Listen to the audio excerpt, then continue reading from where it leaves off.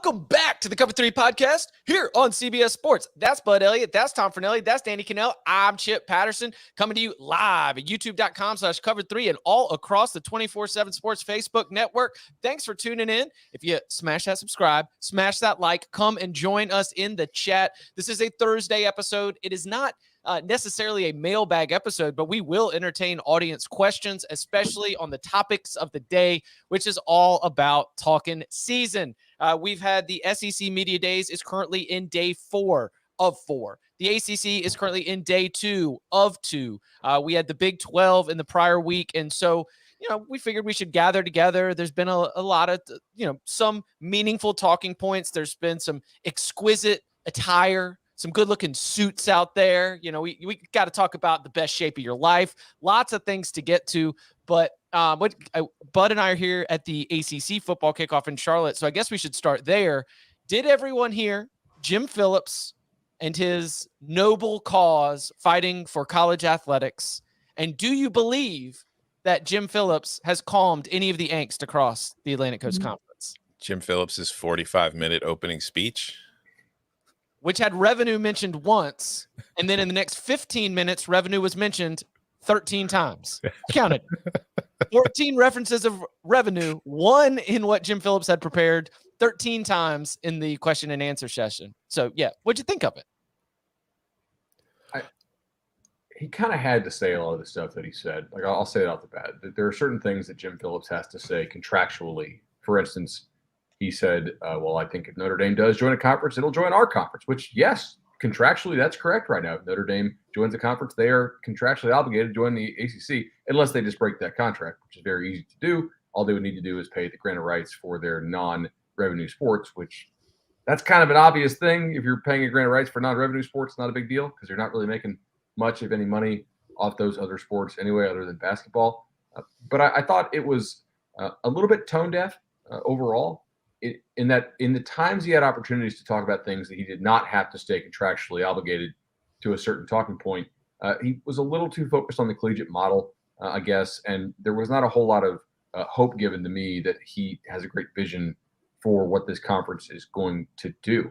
But yet he left everything very open-ended. All options are on the table, he said. Even when asked about, do you think this league will stay together for 14 more years as the grant of rights runs until 2036, he said, all options are on the table, which is kind of funny. I mean, yeah, I don't know what he could say, honestly. Like, the ACC's in a tough spot right now. It's in a good spot in that the grant of rights doesn't seem to be anything anybody's willing to challenge at the moment. But I do wonder if that will always be the case, or if somebody eventually is going to say, screw it, let's go for it and see what happens. But it's just, what can he say? Yeah, no, we're going to, raid the Big 12 and the Pac-12, or it's like, what can you say? Like, what can you do if you're in his position right now? You can't just come out and throw your cards on the table and say, this is what we're going to do. This is how we're going to do it. Like, and that's why, by and large, like, media days to me are just, let's talking point season. Like, we call it talking season. It's talking point season. Yeah, I just was earlier today. I was like, I'm just burned out on all the conference realignment, and I tell you, to me, it feels like you're watching politicians speak. And they're outstanding. I mean, they get paid a lot of money to be the spokesmen and women of the conferences, and so that's their job, is to go up there and not give you anything. I mean, they're supposed to be Derek Jeter up there for an hour and just not give you anything to bite on, and that's what they do. And I don't take any of it really in like, ooh, what did that just tell us? Because like Bud said, like they're talking what they can say, and they're very careful, they're very cautious. Like when Greg Sankey says we're good at 16, I'm like, are you? Well, all right, that's what you're saying, that's what you're telling everybody. Same thing with Jim Phillips. Like, I look at it all with a grain of salt, and I'm like, all right, I just don't look into it too much. So do you think, like, Sankey could say we're good at 16, but we'd be good at 18 too if the right 2 teams came. We'd be good at 20 just as well if the right 4 teams came. So it's like they say things and it doesn't actually mean anything. And all media days is like 75 consecutive tweets of reporters tweeting the same quote. Well, Alexa, please give me a line that will not get me sued for tortious interference with another league's contract. Sure. Yeah. The best quote I heard And this kind of shows you, I don't even think some of these commissioners know, right? Because I'm sure there's ACC teams that are trying to get out that maybe Jim Phillips doesn't even know about. Was George Kliavkoff. We play the clip back all the time on Sirius XM. 3 weeks before USC and UCLA announced they were leaving, he is doing like this press. I don't know if it was on Pac-12 Network or what it was on, but he's like, I feel confident in the direction of our conference. We're all in the boat. We're rowing together. We're all rowing in the same direction. And literally 3 weeks later, UCLA left, and he had no clue. It's just no one knows. I think that's kind of like, you can say whatever you want, but do you really know what's going on? I think that he entertained unequal revenue sharing when asked about it. Mm-hmm. And, we've like, don't do that. That's going to happen. But that's going to happen? That's going to, I bet you. Oh, then the ACC's dead. You're dead. No, not necessarily. I don't know. Yeah, you are. Look, it worked so well for the Big 12. Sure. It did work so well. It worked so well that Texas and Oklahoma are sticking around and not leaving early. Getting rid of it also killed the Pac-12 in part because USC used to have it, right? And then when they went divisions, they took it away. You can argue this both ways. I do not think they're going to have unequal revenue sharing of all revenues. My anticipation is that they're going to find some new revenue streams, and that new money will be shared unequally, probably based on TV ratings and performance. Okay, well. But I don't think Boston College is going to have like a 92% budget slash or anything like that. I think it'll be more. You guys, now the PGA Tour is probably not what you're trying to emulate right now if you're trying to keep a league together. But they did implement that new pool of money where if you're like popular on social media and you do like engagement stuff like that. But that's an individual sport. It's not about schools and conferences. Those golfers don't work together. They're individual players. So yeah, of course. But here's the thing, though. There's only about 4 or 5 teams in the ACC that are holding together the ACC contract. The rest of them are just leeching on it and are there for scheduling, like for games. And I'm not saying that in like a negative way, but it is in the best interest of the other 9 teams in this league to hope that Clemson or Miami or Florida State either stay on top or get back on top. Because nobody's really cares. Hey, Boston College is making a special run. Look what Wake's doing. It doesn't move the needle. They don't rate.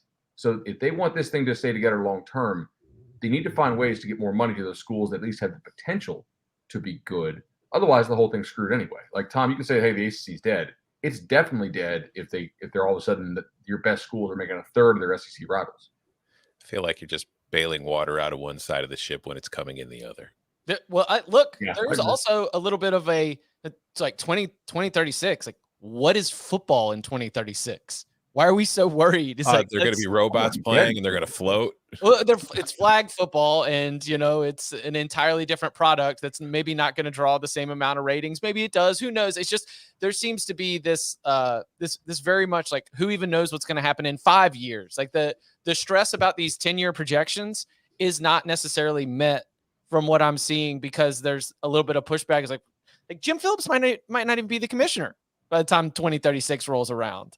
So it's like the now problems are the distraction or the shiny thing. And they seem to think that in the now, Clemson, Florida State, Miami, as Bud mentioned, are not angling up to pay the legal fees, the exit fee, which is 3 times of your annual media rights payout. So the exit fee right now would be around $120 plus whatever your settlement. You would end up having some kind of settlement to get out of the grant of rights.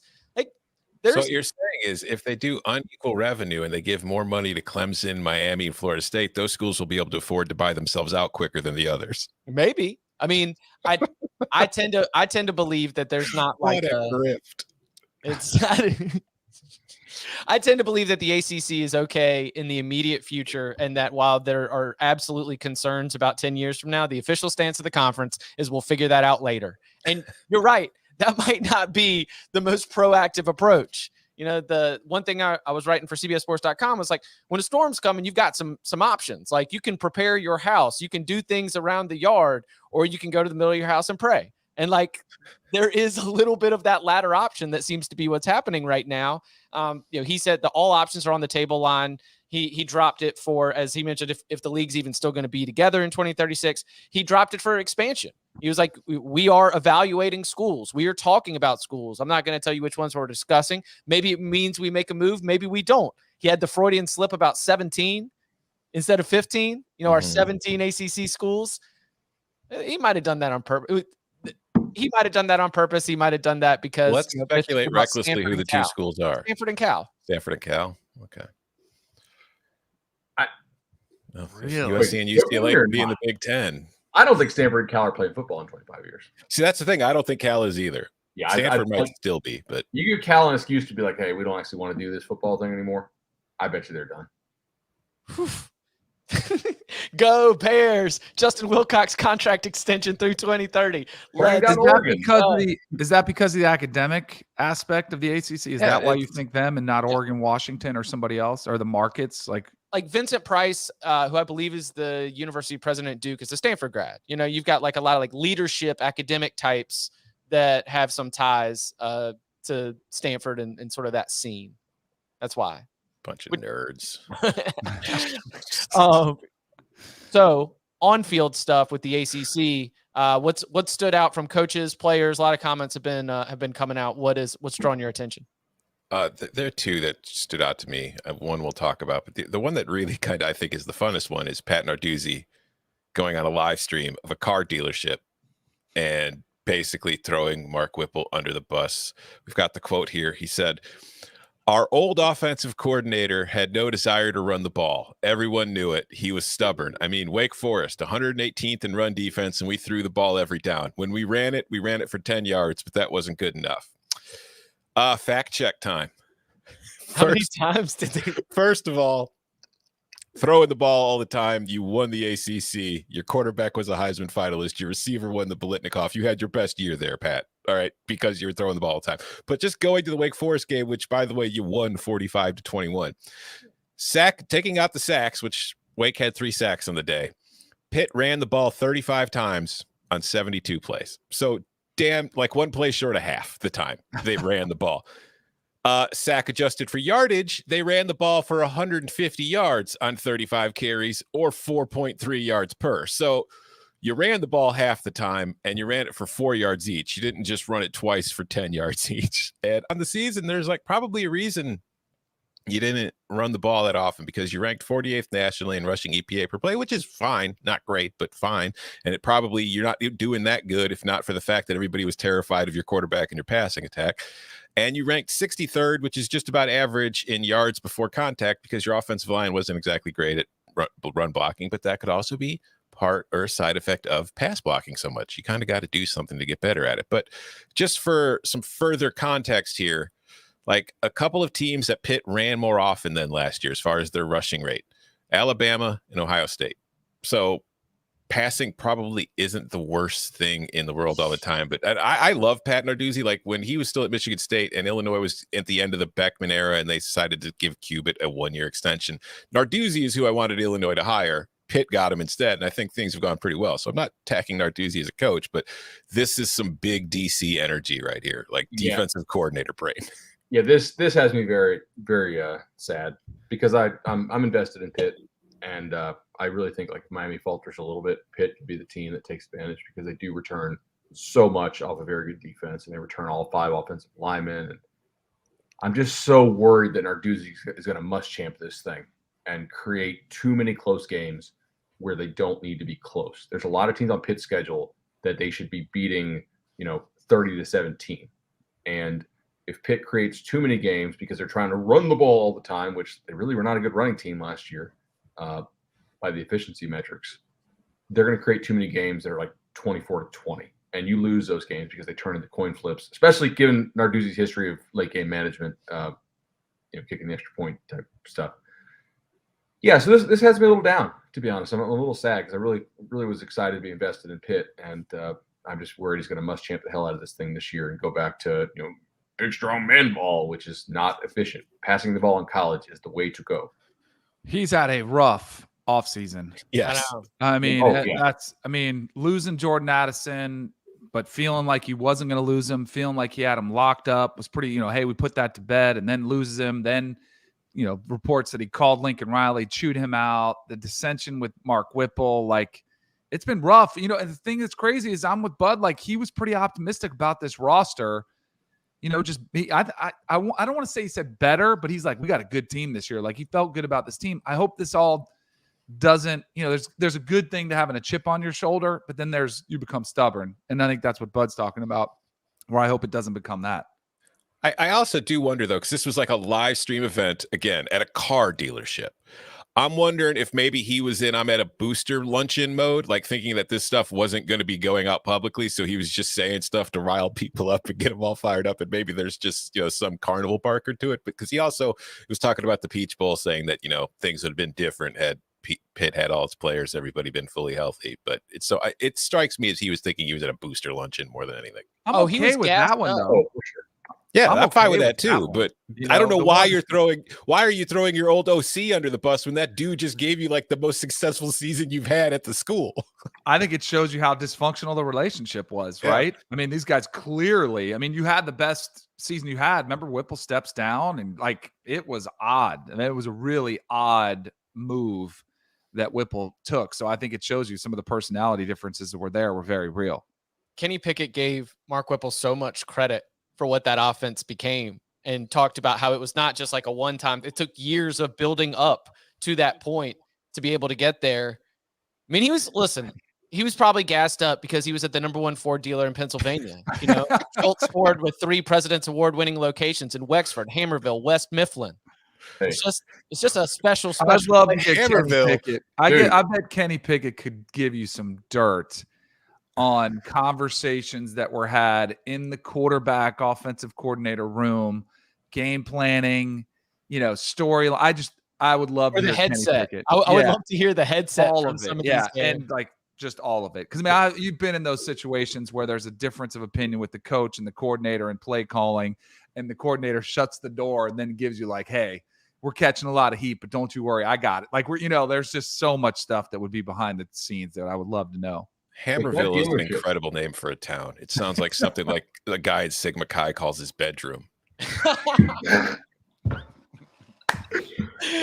If they want to sponsor the show, I will definitely go to Pennsylvania.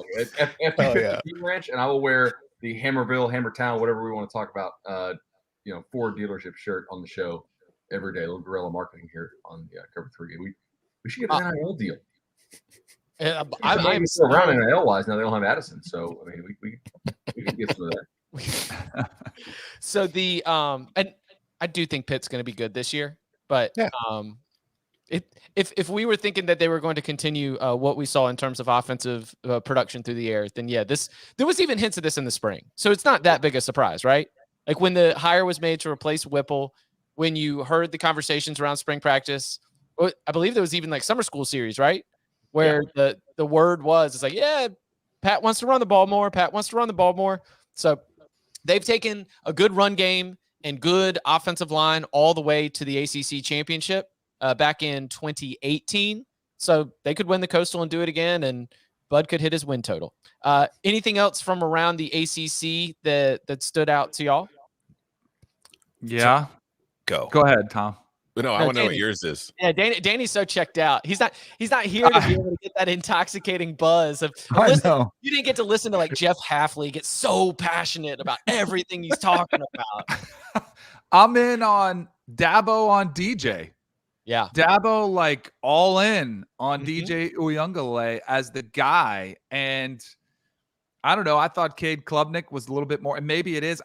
It feels to me that DJ lost his confidence last year, and I thought Georgia might have knocked it out of him that, and that game might have been that significant because he had a pick six. It was the difference in the game. It was not a great game, and it kind of went downhill from there.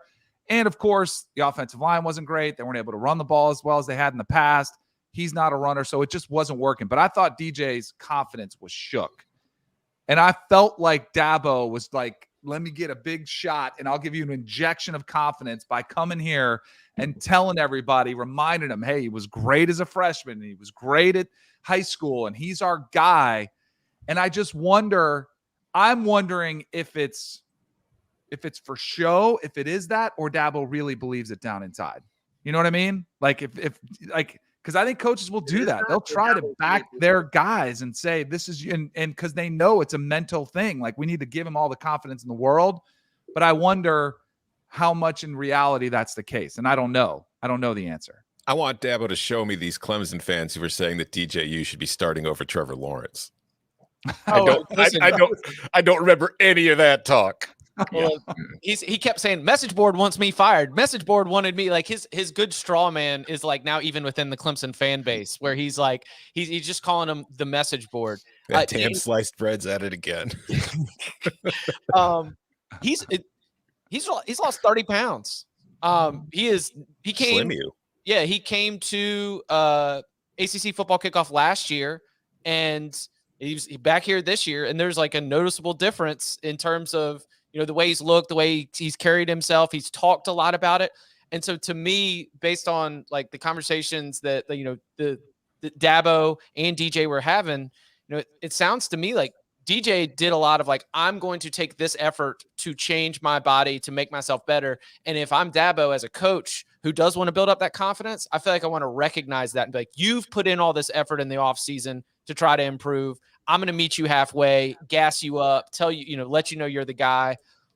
In terms of the Cade stuff, DJ was like treating Cade like Trevor treated DJ, and they're trying to make it seem a little bit more like that kind of relationship, which would be a situation where, yeah, if Cade needs to go in because DJ's hurt or if he has to miss any time, they want to make sure he's ready to go. But he's waiting. Like, but he's waiting, right? Is that what you're getting to? Like, there's the succession plan. So when DJ's done, that's Clayton. Cade's time isn't now. Right. Look, that's the sense that I've gotten. Dabo's history with playing the younger, better guy, though, is not good. Yeah. Let's recall. Not playing him because he didn't play Deshaun. He played Cole Stout until like the very end of the season. And Dabo straight up lost that 2014 game for Clemson because he wasted all those series on Cole Stout. Remember that was the game where Jameis got suspended for what he yelled in the Union. Mm-hmm. And they played Cole Stout for like 6 or 7 series in that game. I was there. And I was like, this is malpractice. Like Deshaun, if you play Deshaun, that game does not go to overtime. Eddie Goldman does not cause the center to snap the ball way over Deshaun's head. Like it's Dabo is extremely loyal, right? The other thing I took away from his press conference was he talked about, so they promoted from within on both sides of the ball. And I think it hammered home the loyalty factor. He said, like, what am I doing if I'm not rewarding hard work? And I was like, well, okay, but also the offense was hot trash last year. So if you reward people who work hard but aren't getting the job done, is that really good? Now, granted, it probably has a lot to do with some of the personnel they had, and Clemson has a lot of success coaching. So I'm not taking it as a negative, but I do think it's an insight into how Dabo's mind works. He really values loyalty. It's also why they don't take transfers in from outside. So it would not shock me to see him stay with DJ for a long time, even if DJ struggles again. Do you think he's going to struggle? See, that's what I was about to ask. Because, like, does losing 30 pounds strike you as a good thing for him? He was a little footwork was, it was like footwork, balance, some of that stuff, moving outside the pocket. That's supposed to, like, that was the motivation coming out of spring practice for him to change physical fitness and try to be a little bit lighter. Because I always thought his size was an asset, because as a passer, I mean, he's good. I just don't think he's I don't think he's Trevor Lawrence or Deshaun Watson as a passer. And I think his size and physicality, combining that with his ability as a passer, was an asset. So I wonder if he lost 30 pounds and say he was 10 pounds overweight. So he's still, let's give it to 20-pound loss. I don't know if I consider that to be good news for him, just as far as his overall game. How many quarterbacks play at what did he say he was? Now? He had to be at least 250. I think his listed weight is 250. See, I bet he was 265. Yeah, he's a big boy. He might have been 270. He cited after the bowl game. He was like, I weighed myself after the bowl game, and it was like a moment of clarity for him. His quote was awesome. I had that 2 weeks ago after vacation. Yeah, same here. He's like, I was too heavy after the Cheez-It Bowl. I was like, I've been there. Yeah. But like, I think if he was 265. I don't think he was 270. Maybe he was, but 30 pounds off 265, he's still okay. Thick. Yeah, that's still good. A big dude.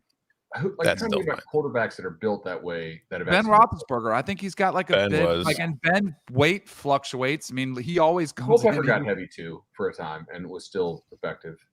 Also, how much did Tebow weigh? Was like that. Remember, Jameis used to kind of have It happens because you don't work out as much during the season, and you don't have 4 lifting sessions. It goes down to 2. You're not doing as much cardio. A lot of times you're dinged up and you're in the training room as opposed to doing something. So if you are somebody who's prone to put on weight, you're going to do it during the season. I think that's clearly what happened with DJ. Pour one out for the turnover chain. Anyone get Mario's first misstep. No way. This is the best movie he made. No. Why? What did the thing. turnover chain do? The turnover Stupid. chain was fun. It was fun. I mean, here's what's going to happen. Miami's going to start playing well.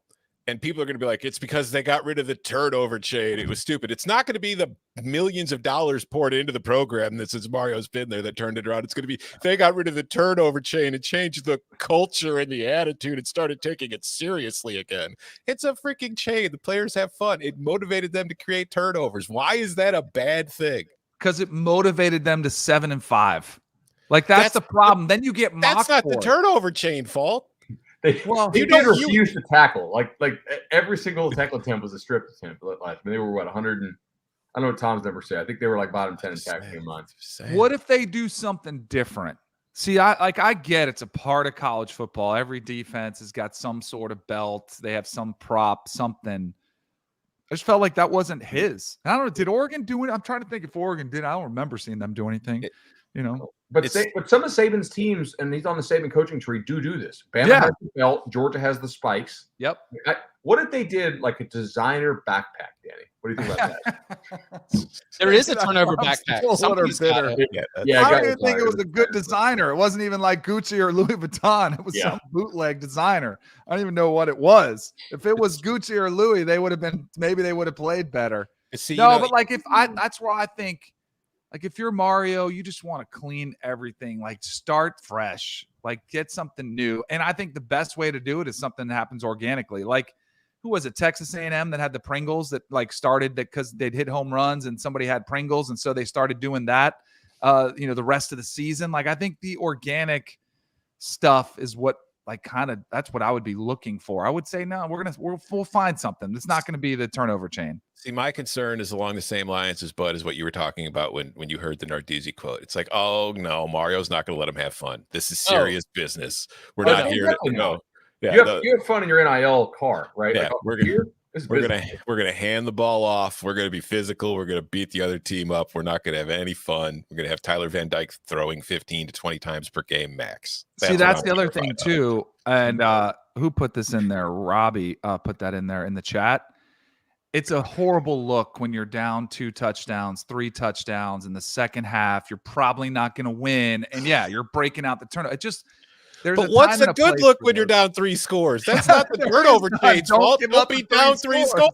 No, don't give them up in the first place. But like, why do you reward guys because they're down? They gave up 28, but they got a turnover now. Like, if you don't, are you going to come back from down 3 scores if you're not excited for making a play?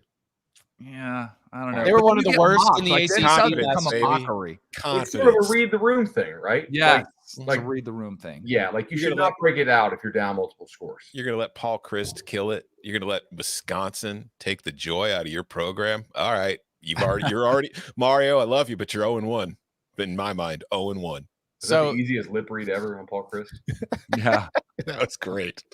The turnover chain is, we're going to get out of it because you need to be focused on. These are the things that the turnover chain might distract him from: technique, fundamentals, regimentation, academics, strength and conditioning, sports science, community service. The man said community service was what we need to be focusing on, and the turnover chain could distract from that. I better see Miami's defensive line picking up trash somewhere. Have you ever been excited for somebody to tell you, hey, like, I'm going to implement some regimentation for you? Like if my wife was like, hey, we're going to have some regimentation to how often you do the dishes, instant disappointment. They're going to be more business-like. Okay, are we done? Enough turnover chain questions? We're all like, oh, geez. We get it. Okay. Anything else before we hit the break and then turn our attention to the SEC? Stood out again. Jeff Hafley's just a stud. We've known that. We've been talking about him for the last couple of years. I know, Danny, you get him on the radio show a good bit. He brings amazing energy and it's infectious. When we're talking about all these coaches that have become perfect at being politicians and milquetoast, Jeff Hafley's not saying much controversial, but he's bringing good energy. You can tell why he's a rising star in the industry. If he's at Is he the ACC's Shane Beamer? Yes. Yeah, like there's just all positive vibe, and not Much as more proven though. I think. What's that? I think he's more proven. Oh, for sure. But I feel like you don't hear like it's all optimistic. No one's like, I don't know if this is gonna work. Like I just feel like there's an energy it helps that around it's Boston him. College. Like we can have a positive energy, and they still are going to finish 6th. But if that like 6th place in the division is like 6-6, and they found a way to a bowl game like they did last year, then you're like, awesome, we're still moving in the right direction. I got him yesterday in the hallway for a while. Had a good chat, and Roddy Jones was there. But like on the record stuff, he did say, he said this will be the best defense we've had in Boston College, not like ever, but in my time there. And he's like, Jurkovec was nowhere near 100% last year hand wise when he did come back. And talking to Jurkovec, by the way, Boston College's quarterback, for those who don't follow the ACC, he's pretty damn talented. Like he went to Notre Dame, he was a 5-star, damn near it. He actually said, he goes, I felt like I regressed there. And then since coming over here, I felt like the coaching staff really helped me to see the game and understand what I'm doing a lot better. Mike Denbrock, right? Is who his offensive coordinator might have been? No. Denbrock was at Cincinnati before Brian Kelly hired him. Cincinnati, yeah. I would have to check it. Maybe it was Tommy Rees. Who knows? All right, coming up on the other side, speaking of Brian Kelly, we will turn our attention to the Southeastern Conference. Brian Kelly made his debut earlier in the week. Greg Sankey, boy, he had a lot of confidence, and there's a lot of reasons why. We'll get into that and more next. Can someone please tell me what's going on? You went ballistic on everyone. I want in your water park right now! And then you went full nuclear Karen. Go, kids, go! Ah! I want to speak to your mother. South Park, The Streaming Wars Part 2. Now streaming. I'll put you on TikTok. You're all about to be fired. Exclusively on Paramount Plus. Much love Paramount Plus and South Park 2, The Streaming Wars, always coming through with the great mid rolls for us. So the SEC kicked off on Monday. 4 days there at the College Football Hall of Fame in Atlanta. Greg Sankey got things started, as a lot of these commissioners do. And he also spent some time with our Dennis Dodd and with CBS Sports, which he said, we are comfortable at 16, but we will remain, quote, thoughtful and, quote, nimble. So they're very happy at 16 with Texas and Oklahoma. He even used the phrase super conference, but he's going to leave this door open. It's very much a we're open for business if y'all get your act together type stance for the SEC. He also has a league that he's got to feel really good about his positioning. Do you think that the Greg Sankey success tour is going to be something that he's going to continue to roll around with? Is he going to be back in the college football playoff expansion picture? What were your senses from the SEC boss during his time a little bit earlier in the week? I mean, just being there, it felt like he was just very pleased overall with where they were at. He did float the idea of still being in on the expanded college football playoff, but making it all like no. It's like, what about no auto bids? What about just everybody earn their way in? Which, I think was a shot at like the ACC and Pac-12 and Big 12, or the conferences rather, that voted against playoff expansion. Just to be clear, though, Jim, if you win your conference, is that not earning something? Do you not earn something by winning your conference? Didn't you earn the auto bid then? I don't. Maybe I'm stupid. I don't know. Anyways, no, isn't that right? The way that this ends up going, like the vengeance for the 3 votes that voted it down is like, all right, fine. Well, when we come back to the table, no auto bids anymore. We've consolidated into these awesome super conferences, and we don't want to give you all the automatic access in. Just like they give, like the Group of 5 has made money off the college football playoff every single year the college football playoff has existed, but they've only had one team actually make it into the college football playoff. If enter into another at-large college football playoff, and you're now continuing to draw that circle even closer and closer, where Big 12, Pac-12, ACC are going to end up not getting in the college football playoff, but just hoping to make college football playoff money. I thought and I like Greg Sankey. I think he saved college football a couple years ago during COVID. I thought his confidence was off the charts, like borderline cockiness. Yep. I mean, he's got some serious swag. If there was a turnover chain, if there was a commissioner chain, he would be wearing it right now. I heard him talking on the radio, and I think it was on SEC Network with their morning show. It was like first comments he had of the week, and he was talking. I'm almost positive he said, these other conferences, that they were asking him like about the Big 12 and the Pac-12 and the ACC, and he's like, what we've done is we've created value. He's like, we've created value in the SEC, and he said these other leagues need to learn how to create value. He's like, they need to call me and I'll tell them how to create value. Like it was. I read a book. Yeah, exactly. I was like, whoa. I'm like, he is feeling, and he should. I mean, he pulled off one of the biggest coups in the history of college football with Oklahoma and Texas. So I get it. But I think he knows what a position of strength they're in. And he knows the type of money that he and every school in that league is going to be getting. And he knows how he holds all the cards. And I thought he was not afraid to let it be known that that's the case. Listen, if Greg Sankey's job is to make the SEC the most powerful conference in football and make it very lucrative, he's doing a great job. But you said he saved college football 2 years ago, and then a year later he killed it. Maybe. Or at least he stabbed it pretty severely and left it to bleed to see what happens. So, I don't know. Although, I'll counter this. The way the courts are ruling, I think college football was going to get ruined from the way it always has been anyway. And maybe he's the one that had the foresight to see this coming and actually take the moves necessary to make sure everything, that at least his league, is going to be able to pay. But those changes couldn't have happened without Oklahoma and Texas staying in the Big 12. Tom, USC and UCLA joining the Big 10. We couldn't have done that on its own. They are in the southeastern quadrant of the United States, as he measured it. Which maybe is true if you are like counting Alaska and you draw the line like right there. But no, but my overall point is like you could have done all these things and not destroyed the conferences while doing it. Like, no, you just got them because you wanted to increase the money that your schools are making, which again, if that's your job, and it is, it's doing a terrific job, but I'm not going to pretend he's saving college football from anything. There was a piece Saturday Down South put, and it was saying how Greg Sankey can save college football by stopping at 16. And I really wanted to go back. I didn't even have – I'm like, if he really wanted to save college football, he'd give back Oklahoma and Texas to the Big 12. Like, if he was going to do it for the good of the game, that's what he would do. Yeah. It struck me being at ACC, hearing Sankey talk about the greater good of the game and the collegiate model hearing Phillips say at the ACC. It didn't strike me at the time because, I saw Sankey talk first at the SEC. But then thinking back, I was like, man, like Sankey really talked about his conference only for the most part. And Phillips was like, guys, we got to care about the rest of the sport. And sure, if you're an ACC member, you don't totally love that messaging because it's like, hey, your duty's to us, right? Like we really don't care what happens to the Mountain West. But it was striking after going to SEC and the ACC, the different talking points. People will tell you who they are and what they're about if you just listen to what they say. Hey, listen, they might be third place, but it's third of 32. Okay. That's what he said.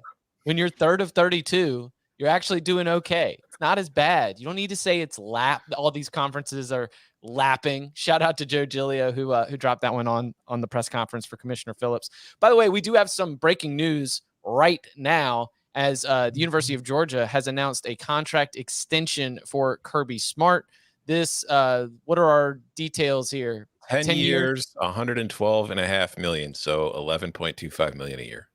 Which at the current database makes Kirby Smart the highest paid coach in all of college football.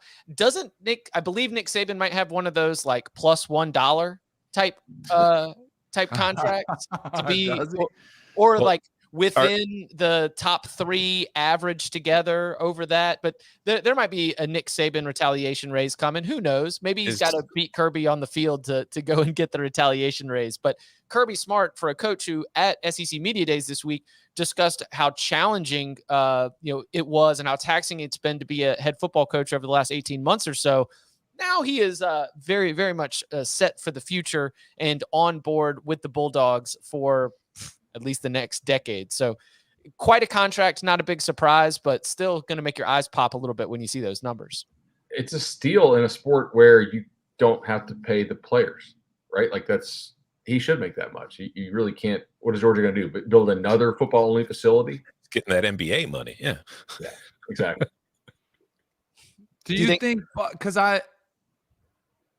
the coach's salary, I think it was you that said it on here, was we're going to see coaches' salaries come down as the players make more money in NIL and other deals. Do you think this impacts? Once they become employees. Okay, once they become employees. Yeah. Although, because I'm with you. I think he's. Yeah. I mean, there's so much money to go around. I think he's underpaid too. Like still, even now, And also, like, but we've mentioned it too. Like, what happens when you start saying, "Well, how about I just spend $4 million a year on my coach, and then I spend $6 million a year on players?" Right. That's what but like Georgia doesn't have that problem. I think it's probably more at a school that's trying to get inroads that would do something like that, like a Texas Tech or somewhere like that, where you're gonna toss around more money, go cheap on your coach. Yeah. And just say, or somebody with a restricted budget, I guess, somebody just doesn't have unlimited boosters lined up saying whatever it takes. Nick Saban says everybody on the recruiting trail is trying to say he's going to retire. He says he's going to keep coaching for a little bit. Kirby Smart talked about Florida-Georgia game potentially being on the move. And Anthony Richardson, we had Anthony Richardson and Stetson Bennett sort of in the spotlight for their own teams. That sort of gives a face to the Georgia-Florida rivalry as we start to look at, the year one with Billy Napier. I mentioned Brian Kelly, talked a little bit about the quarterback battle that they've got in Baton Rouge. What stood out from the event in Atlanta? Stetson Bennett basically saying who when asked who about Bud Elliott. Did he get asked about the haters? He got asked about the haters. He said he doesn't pay attention to the haters. He doesn't. I mean, he's got the rings. Who cares what they're saying? I just won a national title. He's taking Pappy 20 to the face, flying a Blue Angel. Like, I wouldn't care about Bud Elliott either if I could do that. It was like, hey, Pensacola Beast, what's up? I mean, it's like they're going to be just fine. All right. Addition to the Stetson Bennett thing you brought up, who is the third best team in the SEC? Because that was a question that got brought up a lot. It's very clear. Now, I mean, my answer is under Jimbo Fisher, Texas A&M has been the least explosive passing team in the entire SEC and one of the absolute worst in the entire country in his 4 years in College Station. However, that's like the only thing that team has to fix. So I think if they get that right, it's clearly them. But again, will they get that right? I don't know. So when I heard that question asked, and it was asked a lot, you were right. I heard it a bunch, and it was portrayed as, oh man, this conference is strong. Like, look how deep it is. I think it's more of a, like, we keep talking about the NFL, like college football is becoming more like the NFL. I think this is the SEC becoming more like the NFL in that I think we're going to see cannibalization in the league because Alabama, Georgia, separate league. And like, I think the more fascinating question is, what is the third best team's record going to be? And I think it's probably closer to 9 than it is to 10 and maybe even 8. Like, I think there's a bunch of, teams that are getting hyped up and talked about a lot. The Tennessees, Kentuckys, Arkansas, LSU, all of these that I think are going to be like 7 and 8 win teams, which is good, but it doesn't bode well for, real, like, what does that mean? Yeah. 8 wins for Arkansas. And for Arkansas, it's huge if they can back that up. Yeah. How many teams get at least 6 conference wins? Because the non-conference schedule is very. Arkansas is a fairly tough non-con, whereas like you could do what Kentucky does and coast to 4-0.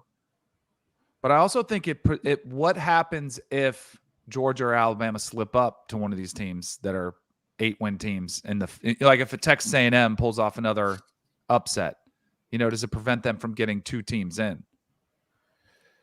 See, yeah. I mean, I kind of look at it. I look at it the same way you do, Danny. Like, I think that Texas A&M is probably the third best team in the SEC this year, but more important than who's the third best team is what's that gap between 2 and 3. And I still think that there's going to be a pretty size, maybe not in the record because, somebody's got to win games. So Texas A&M might go 9-3, 10-2 and be the third best team in the conference. It's just, I think that there's still going to be a pretty significant gap between the Aggies and the Tide and the Dogs. I give Texas A&M the best odds of going 6-2 in conference play. SEC plays an 8-game conference schedule, and I've got maybe 7 teams that I think could go 5-3, and only half of them will, and the rest will be 4-4. And Texas behind them, who's in that group? Ole Miss, Arkansas. Yes, Tennessee could end up going 5-3. It'd be an awesome season, but give them the loss to Georgia, give them the loss to Alabama, give them one other conference loss. Then the offense is able to carry them to 5 wins. But to get to 6-2, like you were asking, I think that Texas A&M is the only one to do it, and I don't even think they need an explosive offense to get to 6-2.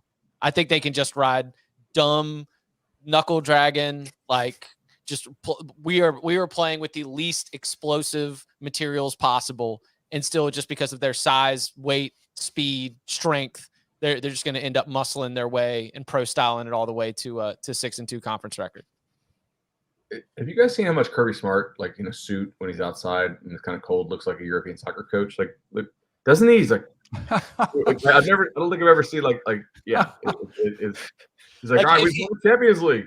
Cool. I don't know. Those European soccer coaches, they usually have they're usually a little better shape, and they usually have the like European fitted suit look, like black, just like monotone, like black suit, white shirt, black or gray tie. I will say, like if you watching Serie A on Paramount Plus, most of the coaches in Italy are still kind of wearing like suits and finely tailored suits and all that kind of stuff and looking good. But kind of like the NBA, since the pandemic, you have seen in most leagues, a lot of coaches have just gone from wearing suits and stuff on the sidelines to just wearing like training gear and t-shirts. Yeah, Vinny Italy basically is always wearing something that his team might have also worn for warm-ups. Yeah, like Pep Guardiola is one of the better coaches in the world, or at least one of the highest considered coaches in the world, at one of the biggest clubs in the world. And these days he's on the sidelines in like a t-shirt and jeans. Is that COVID effect? Is that like everyone's more casual now? Yeah, everybody just got so casual. And it was like, wait, why the hell are we dressing up all the time anyway? It's like, why are baseball managers wearing uniforms in the dugout? Yep. Shout out Dan Reeves. I think he might have been one of the last NFL coaches that wore the suit and tie, and just kept going suit and tie. Even when they had like the official NFL gear, they wanted all the coaches to wear. He's like, nope, I'm going suit and tie. That's the thing. As an ode to Tom Landry. If the NFL was producing suits, they would let the coaches would all be wearing them. Bob Huggins, yeah, for sure. Oh yeah, Bob Huggins, just a trailblazer right there. There was a moment in the week where we were at least on the lookout for any kind of potential conference realignment move in the Big 12 and the Pac-12. It has been described in some reports as a merger. Other reports or notions have included the idea that this would be a Big 12 expansion move with Pac-12 teams involved. Then we get the news on Tuesday, I believe, that those talks have quote, fallen apart. And what do we make of this? It seems like when we are in the no bad ideas mode, when we are in the all options are on the table, it's like, yeah, some things anything can be considered, therefore it can be reported. But this had to have at least taken the next step. And I just am curious to see, like, what do y'all think? What do you think were those steps, and why do you think it fell apart in terms of, these two conferences trying to either work together or at least expand in some manner? I don't know if everything's fallen apart yet. I just still think that we're kind of in a holding pattern until Notre Dame makes a decision. And I think that every conference is because like every conference, like the ACC would love if Notre Dame committed its future to them. Big Ten would love it. The Pac-12, depending on what Notre Dame does, might follow it to a conference. So I just think that these talks are still going. I know that it's being reported that they're broken down, but I don't think that means they could not start them right back up again in a minute, the second that something happens. So I don't think we're out of the woods yet. I think we're just kind of in the eye of the storm more than anything. That's a lot of analogies in one. We're not out of the woods. We're in the eye of the storm. Bud, what was your sense of that? Because I know you were, we were looking, we were trying to at least make sure we had resources in place in case that news dropped. What was your sense of where they were in that process?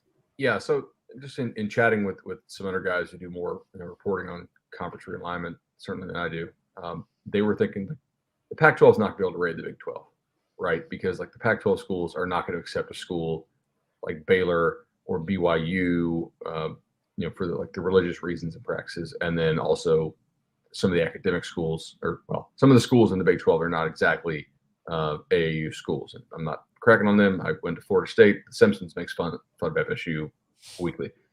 So it's kind of would have to be a one-way thing if they were going to take the Pac-12. So it makes me wonder who else is considering some of these Pac-12 schools. The two Arizonas, Utah, and Colorado being the ones in question here. Maybe the ACC have some kind of scheduling agreement or broadcast agreement with them, possibly. My mind is like, what slowed this down? Other than maybe they just said, wait, this actually this does make us less money per team, even though overall it could help to secure our future some. Because the Big 12 is the one league, nobody in the Big 12 is going to get drafted up to the Big 10 SEC. Correct. The Pac-12, you could maybe argue Oregon, but I tend to think if that was going to happen, they would have already done it, or at least if it was going to happen soon, they would have already done it. I don't think that invitation is out there. I think they know that they could be wanted, but I don't think that the door is open for them. Yeah. Yeah. Speaking of this too, like there's been this narrative I've seen the last couple days that confuses me. It's that like the Pac-12 is going to be okay because it can offer the networks 11:30 Eastern starts. And I'm like that's what the Pac-12 already has been. Except now it's lost USC and UCLA. It's like I've seen people floating that they think the Pac-12 is going to survive because it's a valuable television commodity because of that. But I think those 11:30 Eastern starts are attractive to the Big 10 and the SEC and the Big 12 because they don't have them already. I think the Pac-12 is still selling a product it already has, except it doesn't have its own or its big, its big brand. So am I missing something here? It's not a luxury good; it's a need for ESPN. It would be a luxury or good. Fox. I don't think Fox. What's Fox going to put it on? Fox has it. Fox has a lot of like late night, UCLA and USC games on FS1. Yeah. But that's what I'm saying. It's like they already have that inventory with the Pac-12, and now you're losing your two biggest your biggest draw and another big draw. How is that going to be like? Well, we come to the Pac-12, we can be on late at night when nobody's watching. Right. It's a saving grace for some of those schools. It's not necessarily a saving grace for the league. I think. Does that make sense? Like if the Big 12 takes those schools. Yeah. But that's my point. I think that window is much more attractive to other conferences that aren't the Pac-12 because they're the ones that don't have it already. Oh, yeah, I don't agree. Yeah, so you're 100%. You're seeing a narrative that the Pac-12 as a conference is benefited from this. No. That's what I'm saying. It's like, well, the TV networks will still want it because they want to fill those late slots. It's like, well, they already have it to fill the late slots. Right. It's not going to help with an increase in revenue or greatly change. It's not going to make up the loss of USC and UCLA. They are going to be getting less money because they don't have those programs. And like you mentioned, they already have been in that 10:30 spot on Fox, that 10:30 spot on ESPN. But I think that the more relevant piece of it is what any kind of broadcasting partnership can be as an inventory play when it comes to, what are you going to do with the Pac-12 and what are you going to do with the Pac-12 network? Because the Pac-12 network, like SEC network, totally powered by ESPN, ACC network, totally powered by ESPN. The league and ESPN are 50-50 partners in the channel itself, but it is all with them. Big Ten network, majority owned by Fox, powered by sort of the internal Fox machine. I think that the Pac-12 network itself, as we can tell by the struggles with distribution, is just kind of flailing right now. And that's why I think there's so much conversation about Pac-12 as a television product, because if you could kill the network or fold it in or figure out something else to do with it, then all of a sudden that might create more value when you just give all of that inventory that you was on the Pac-12 network and you give it over to an ESPN and or Fox. That's, I think, the play. But it's not going to make up for USC and UCLA. All right. Anything else before we get out of here? Media days. Woo. Transfer window proposals. The common sense thing that we've been talking about. The lesson you take from soccer. Hell yeah. Let's just make it a free for all for a couple weeks. We'll have Cover 3 podcast live streams every single day about transfer rumors. But then when the window closes, we can do winners and losers. My understanding of the proposal is like it's like a 30-day window and a 15-day window or 40. I can't remember what the exact windows were. But that's for you to enter the portal. You don't have to make your decision within the windows. Oh, no. Yeah. So like you'd have like after the conference championship game, I don't remember what the dates were exactly, but like after conference championship weekend, you've then got 45 days to enter the portal. You don't have 45 days to enter and find a new home. Or and in the spring, it's like a 15-day gap. Right. Yeah, you have to put your name in. The other thing is that I saw this on Twitter from a couple people. I think Nicole Auerbach had this one. The D1 Council is recommending they get rid of the one-time portion. So as long as you're in academic good standing and enter the portal on time, you could transfer 4 times in 4 years as long as you're in good standing academically. Now, granted, it is very unlikely that you are in good standing academically if you're going to transfer every single year. Like it's just not; those two things are not compatible often. But to me, I think this is a smart thing.